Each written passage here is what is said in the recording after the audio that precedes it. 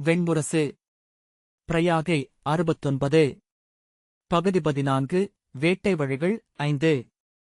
வாசிப்பது சந்தீப். அவையினர் கண்டிராத நரம்பிசைக் கருவியை நெஞ்சோடு அணைத்து நீல நிறமான தலைப்பாகையும் சூதர்களுக்குரிய வளையக் குண்டலமும் அணிந்து வந்த சூதன் மிக இளையவனாக இருந்தான்.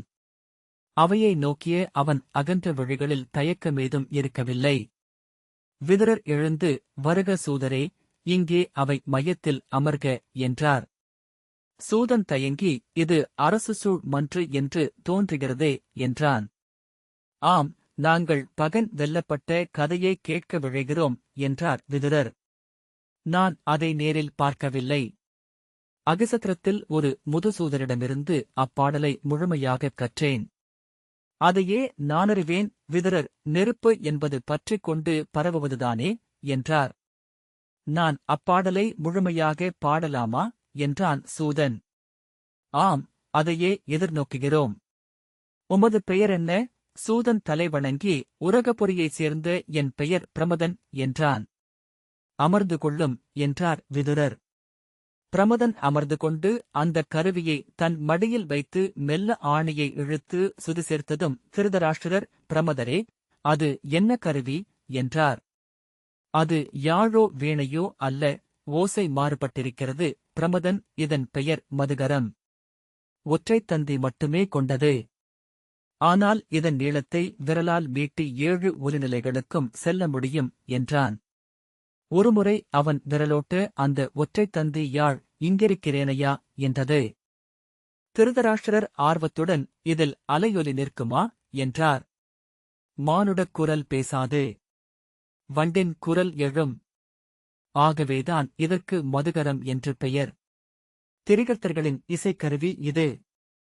மரக்குடத்தின் மேல் கட்டப்பட்டுள்ள இது பட்டுநூல் நரம்பு என்றான் பிரமதன். மானுடக் குரலின் அடிக்கார்வையுடன் மட்டுமே இது இணைந்து கொள்ளும். இதன் சுருதியில் பாடுவதென்பது மிகச்சிலராலேயே இயலும். பெண்களால் இயலாது. பாடும் என்றார் திருதராஷ்டிரர் புன்னகையுடன். புதிய ஒலியைக் கேட்டு நெடுநாளாகிறது. பிரமதன் அதை மெல்ல மீட்டத் தொடங்கியதும் மெல்லிய வண்டின் இசை எழுந்தது. வண்டு சுழன்று சுழன்று பறந்தது. பின் அந்த ஒலியில் செம்பாலைப்பண் எழுந்தது. துடித்தும் அதிர்ந்தும் தொய்ந்தும் எழுந்தும் பண் தன் உருவைக் காட்டத் தொடங்கியதும் திருதராஷ்டிரர் முகம் மலர்ந்து, சிறப்பு, மிகச்சிறப்பு என்றார். சூதன் பண்ணுடன் தன் குரலை இழையவிட்டு மெல்ல பாடத் தொடங்கினான். விண்படைத்த பெரியோன் வாழ்க. அவன் உந்திமலர் எழுந்த பிரம்மன் வாழ்க. பிரம்மன் மடியிலமர்ந்து சொல் சுரக்கும் அன்னை வாழ்க. சொல்லில் மலர்ந்த சூதர் குலம் வாழ்க. சூதர் பாடும் மாமன்னர்கள் வாழ்க. அம்மன்னர்கள் ஆளும் நிலம் வாழ்க. அந்நிலத்தை புரக்கும் பெருநதிகள் வாழ்க. நதிகளை பிறப்பிக்கும் மழை வாழ்க. மழை எழும் கடல் வாழ்க. கடலை உண்ட கமண்டலத்தோன் வாழ்க. அவன் வணங்கும் முக்கண்ணோன் வாழ்க. சான்றோரே கேளுங்கள். வடக்கே ஒசினாரர்களின் சிறுநகரமான சிருங்கபுரிக்கு அருகே இருந்த கிருஷ்ணசிலை மலைச்சாரலில் ஊஷரர்கள் என்னும் 100 அரக்கர்குடியினர் வாழ்ந்தனர். கரிய சிற்றுடலும் ஆற்றலற்ற கால்களும் சடைமுடிக்கற்றைகளும் கொண்டிருந்த அவர்கள் காடுகளில் சிறு விலங்குகளை வேட்டையாடியும் பறவைகளை பொறிவைத்துப் பிடித்தும் காடுகளில் கிழங்கும் கனிகளும் தேடிச் சேர்த்தும் உண்டு வாழ்ந்தனர். முயல் தோலையும் பெருச்சாளித் தோலையும் ஆடையாக அணிந்திருந்தனர். மரக்கிளைகளுக்குமேல் நாணலால் குடில்கள் கட்டி வாழ்ந்தனர். கூராக வெட்டிய மூங்கில்களை அவர்கள் படைக்கலமாகக் கொண்டிருந்தனர். கிருஷ்ணசிலை மலைச்சாரலை ஒவ்வொரு வருடமும் ஒசினார நாட்டு யாதவர்கள் தீ வைத்து எரித்து புல்வெளியாக்கினர். உழவர்கள் புல்வெளிகளை அவர்களிடமிருந்து விலை கொடுத்து வாங்கி கழனிகளாக்கினர். கழனிகள் நடுவே சேவல்களும் நாய்களும் காக்கும் ஊர்கள் அமைந்தன. ஊர்கள் நடுவே வணிகர்களின் சந்தைகள் எழுந்தன. சந்தைகளில் சுங்கம் கொள்ள க்ஷத்திரியர்கள் வந்தனர். க்ஷத்திரியர்களிடம் நிதி பெற்று பிராமணர்கள் அங்கே வந்து வேள்வி எழுப்பினர். யாதவர்களின் நெருப்பு ஒவ்வொன்றும் வேள்வி நெருப்பாக மாறிக்கொண்டிருந்தது. வெம்மை கொண்ட உலோகப் பரப்பின் ஈரம் போல காடு கண்காணவே வற்றி மறைந்து கொண்டிருந்தது. அரக்கர் வாழும் புதற்காடுகளை யாதவர்கள் தீவைத்து அழித்தனர். யாதவர்களிடம் வரி கொண்ட க்ஷத்திரியர்கள் புறவிகளிலேறி வந்து அவர்களைச் சூழ்ந்து வேட்டையாடிக் கொன்றனர். தங்கள் மூங்கில் வேல்களைக் கொண்டு அவர்களை எதிர்க்க முடியாமல் புல்வெளிகளில் ஆண்கள் செத்து விழ அரக்கர் குலப்பெண்கள் மேலும் மேலும் மலையேறிச் சென்று காடுகளுக்குள் ஒடுங்கிக் கொண்டனர். நாடு சூழ்ந்த காட்டுக்குள் இருந்து விலங்குகள் மறைந்தன. உணவில்லாமலான போது அரக்கர்கள் மேய வந்த கன்றுகளை கண்ணியிட்டு பிடித்து கொண்டு சென்று உரித்து சுட்டு உண்டனர். கன்றுகளைக் கொல்லும் அரக்கர்களைக் கொல்லும்படி யாதவர்கள் உசினார அரசனிடம் கோரினர். அரசாணைப்படி புரவிப் படைகள் காடுகளுக்குள் ஊடுருவி அரக்கர்களை எங்கு கண்டாலும் கொன்று போட்டன. பகலெல்லாம் காட்டில் புதர்களுக்குள் ஒளிந்து உறங்கிய பின் இரவில் எழுந்து இருளின் மறைவில் ஊர்களுக்குள் இறங்கி கன்றுகளைக் கொன்று தூக்கிச் சென்று உச்சிமலையின் குகைகளுக்குள் புகையெழாது சுட்டு உண்டு வாழ்ந்தனர் அரக்கர்கள். பல நாட்களுக்கொருமுறை மட்டுமே உணவுண்டு மெலிந்து கருகிய முட்புதர்கள் போலாயினர். காடுகளுக்குள் அவர்கள் செல்லும்போது நிழல்கள் செல்வது போல ஓசை எழாதாயிற்று. அவர்களின் குரல்கள் முணுமுணுப்புகளாயின. அவர்களின் விழிகள் ஒளியிழந்து உடும்புகளைப் போல அருகிருப்பதை மட்டுமே பார்த்தன. ஊஷரர் குலத்துத் தலைவனாகிய தூமன் என்னும் அரக்கனுக்கும் யமி என்ற அரக்கிக்கும் 12 மைந்தர்கள் பிறந்தனர். 11 குழந்தைகளும் பசித்து அழுது நோய் கொண்டு இறந்தன. யமி 12வதாக கருவுற்ற போது அரக்கர்கள் மலையுச்சியின் குகை ஒன்றுக்குள் பதுங்கியிருந்தனர். அவர்களைக் கொல்வதற்காக குதிரைகளில் வில்லும் அம்புமாக க்ஷத்திரியர்கள் காடெங்கும் குளம்படி எதிரொலிக்க அலைந்து கொண்டிருந்தனர். யமியின் வயிறு மலைச்சுனையின் பாறை போல கரிய பளபளப்புடனிருந்து அவள் கைகளும் கால்களும் மெலிந்து அப்பாறை இடுக்கில் முளைத்த கொடியும் வேரும் போலிருந்தன. அவளால் எழுந்து நடக்க முடியவில்லை. இருளை நோக்கியபடி குகைக்குள் அசையாது படுத்திருந்தாள்.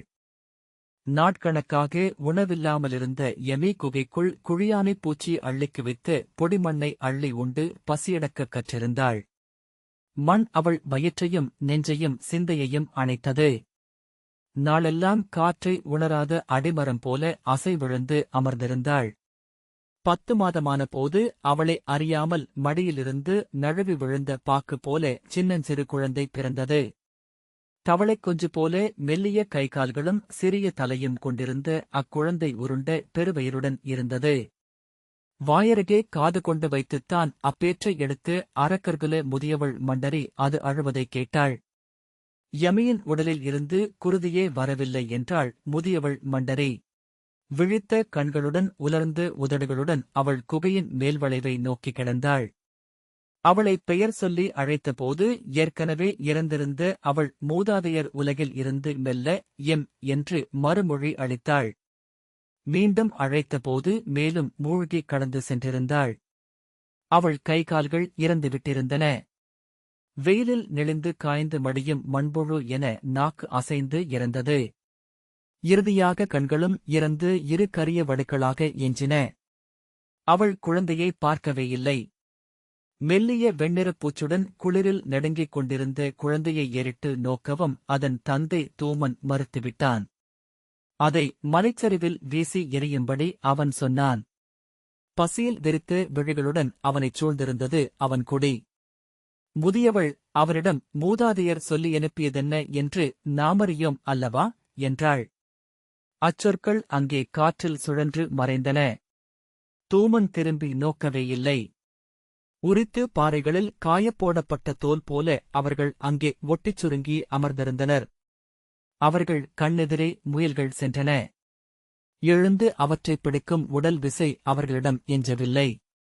தொலைவில் அவர்களைக் கொல்லும் புகை வெண்ணிற வலையென சூழ்ந்து வந்து கொண்டிருந்தது. எழுந்து ஓடவும் அவர்களின் கால்களில் ஆற்றல் இருக்கவில்லை. இங்கே இறப்பதே மூதாதையர் ஆணை என்றால் அவ்வாறே ஆகட்டும் என்றான் தூமன். முதியவள் மைந்தனை தன் வருமுலையுடன் சேர்த்துக் கொண்டாள். அவள் அகம் கனிந்துருகியும் முலைகள் கருணையற்றிருந்தன. காம்புகளைக் கவ்வி உறிஞ்சிய குழந்தை ஓசையின்றி நடுங்கிக் கொண்டிருந்தது. அன்றே அது இறந்துவிடும் என்று அவள் எண்ணினாள். ஆனால் மதியம் பாறைக்கவைக்குள் இருந்து அசைந்து வழிந்து வெளிவந்த பெரும் மலைப்பாம்பு ஒன்றை அவர்கள் கண்டனர். வெடித்தெழுந்த உவகைக் கூச்சலுடன் ஓடிச் சென்று அதைச் சூழ்ந்து கொண்டனர். தூமன் அதை கவைக்கழியால் பிடித்துக் கொள்ள பிறர் கல்லால் அடித்துக் கொன்றனர். அதன் உடலின் குருதியும் கொழுப்பும் அவர்களை இறப்பிலிருந்து காப்பாற்றிய அருமருந்தாயின.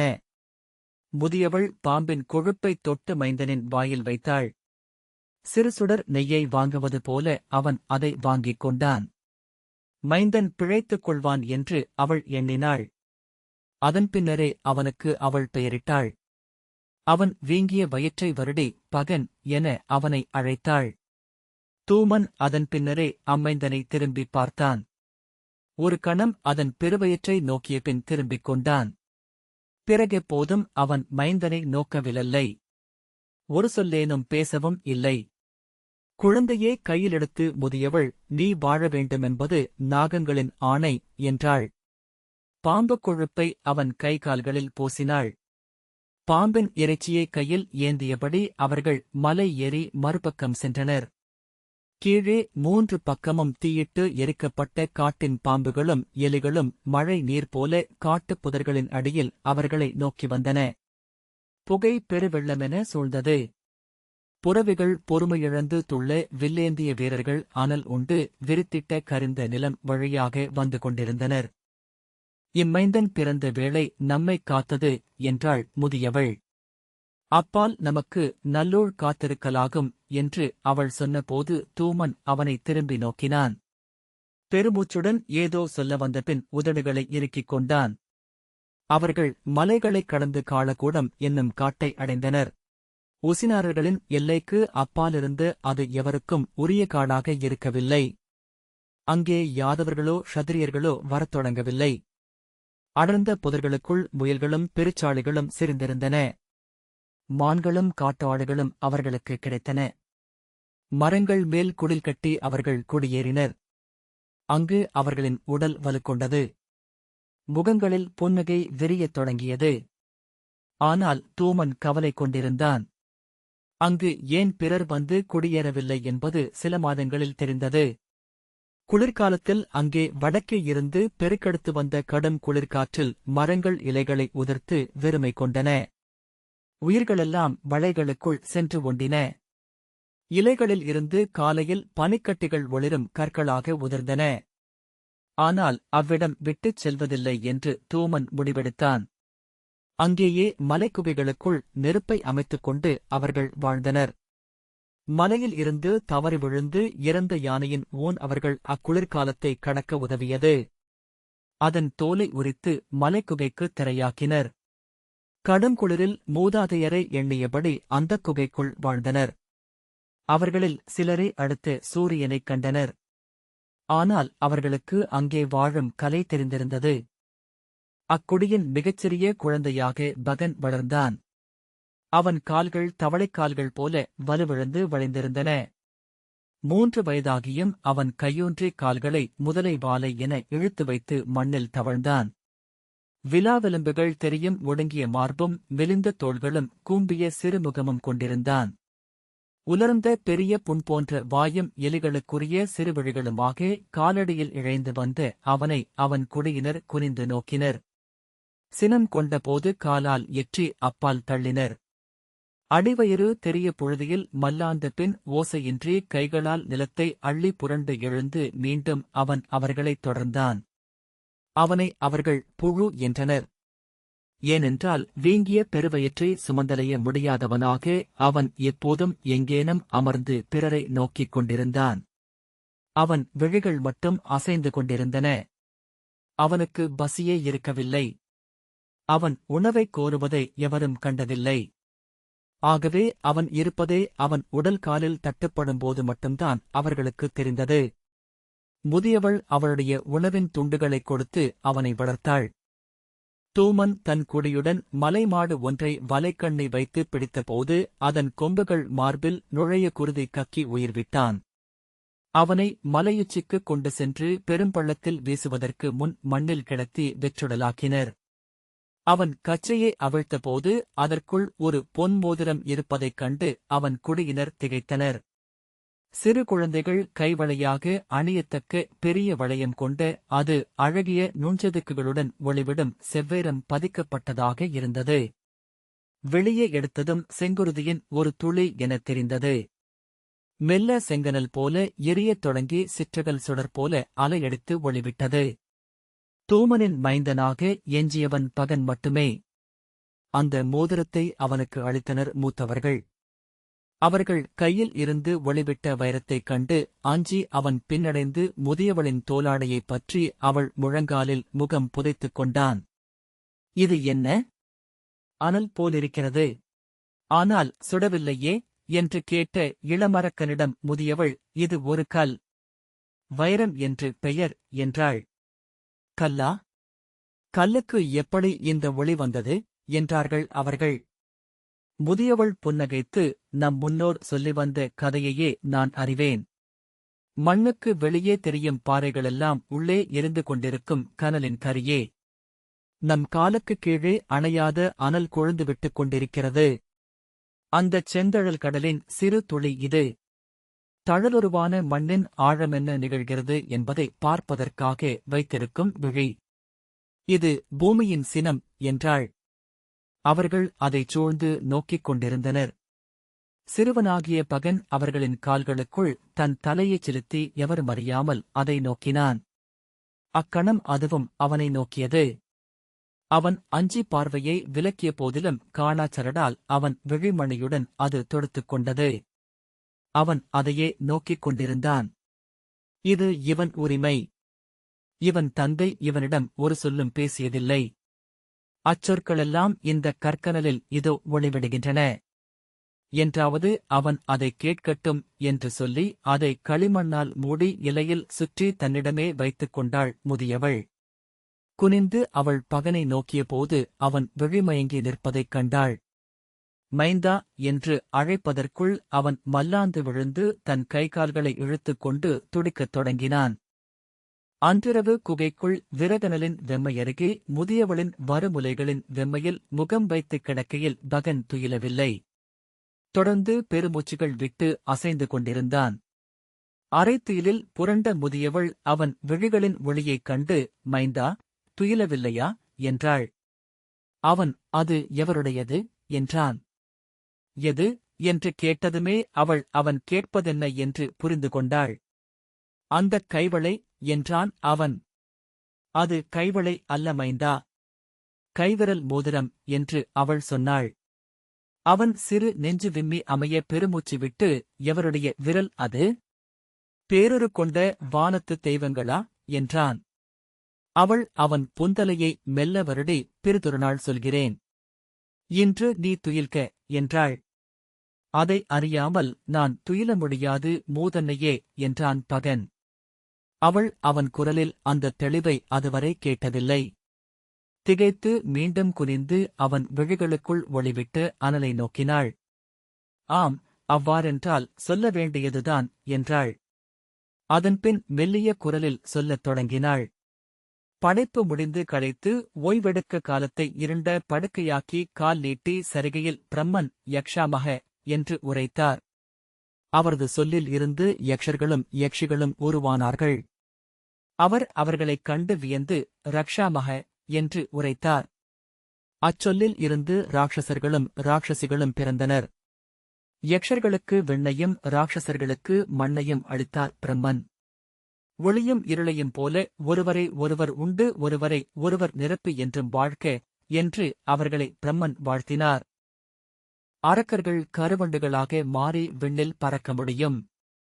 யக்ஷர்களோ பொந்தம்பிகளாகி மண்ணில் இறங்க முடியும். அரக்கர்களே யக்ஷர்களைக் காண முடியும். யக்ஷர்களிடம் பேசவும் மன உறவு கொள்ளவும் மைந்தரைப் பெறவும் முடியும். யக்ஷர்களுடன் இணைந்து அரக்கர் குலம் பெருகியது. மண்ணில் எண்ணியதுவரை வாழவும் மடிந்தபின் கரும்பாறையாகி காலத்தைக் கடக்கவும் அரக்கர்களுக்கு வரமளித்தார் பிரம்மன். இம்மண்ணில் நிறைந்திருக்கும் பாறைகளெல்லாம் வாழ்ந்து நிறைந்த அரக்கர்களே. அவர்களின் பெரும்புகள் வாழ்க.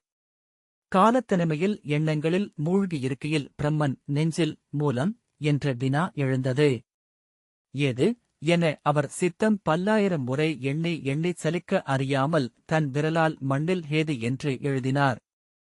அவ்வெழுத்திலிருந்து எழுந்த அரக்கன் ஹேதி என்று தன்னை உணர்ந்தான். புன்னகையுடன் பிரம்மன் அச்சொல்லை பிரஹேதி என்றாக்கினார்.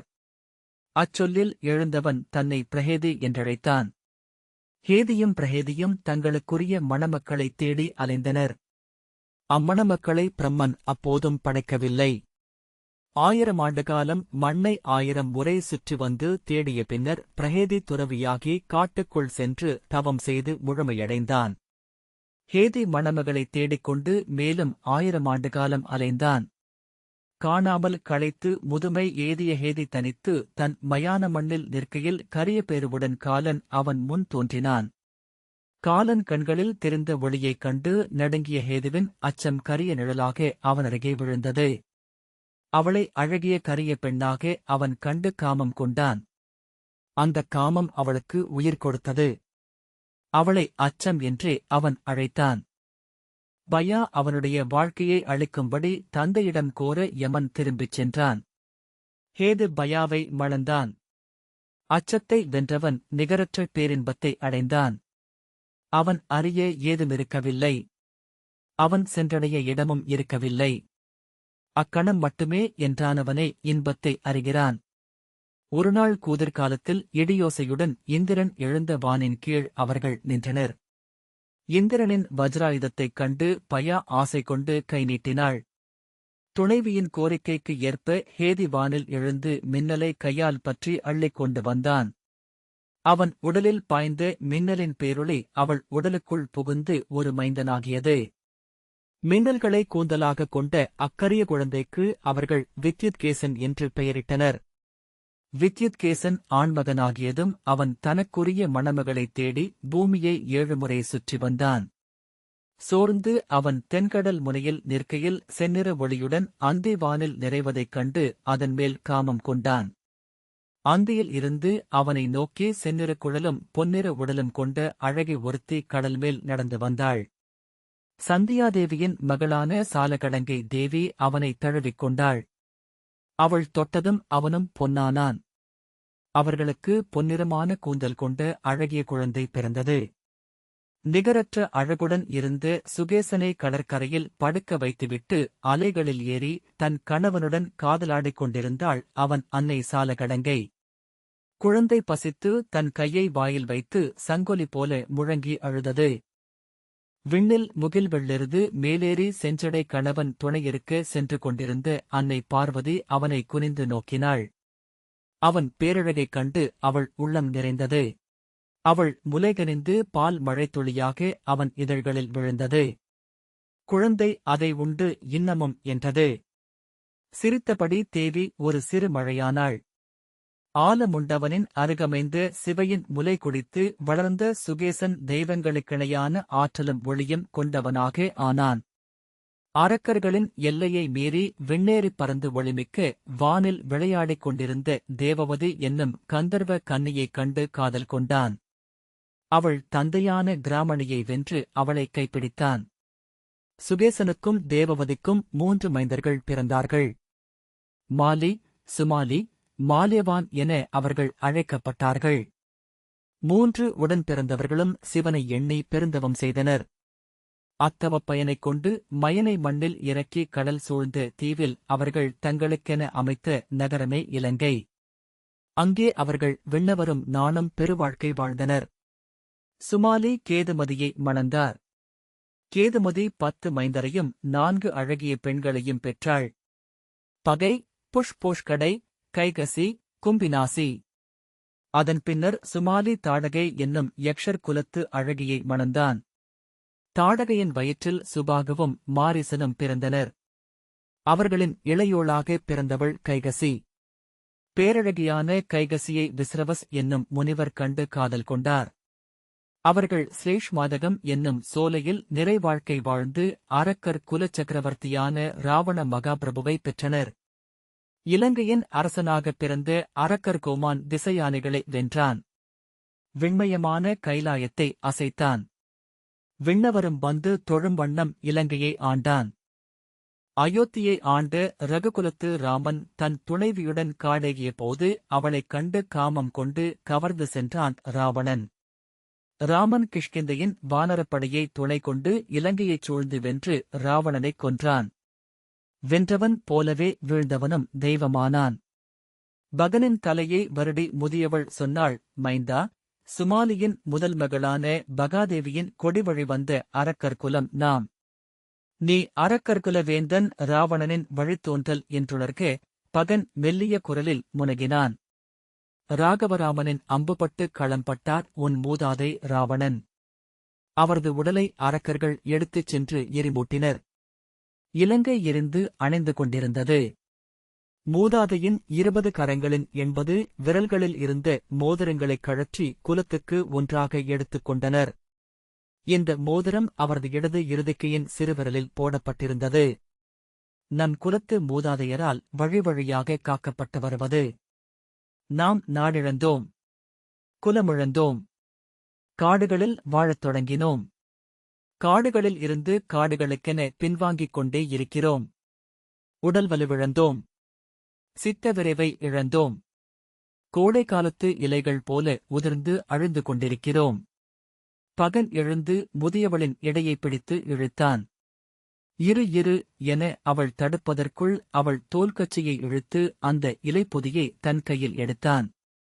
அதை விரித்து அந்த மோதிரத்தை கையிலெடுத்து வைரத்தை அனல் சுடர்ந்த விழிகளுடன் நோக்கிக் கொண்டிருந்தான். வெண்முரசு அனைத்து விவாதங்களும். மகாபாரத அரசியல் பின்னணி வாசிப்புக்காக வெண்முரசு வாசகர் விவாதக் குழுமம். இந்த வாசிப்பை கேட்டதற்கு நன்றி.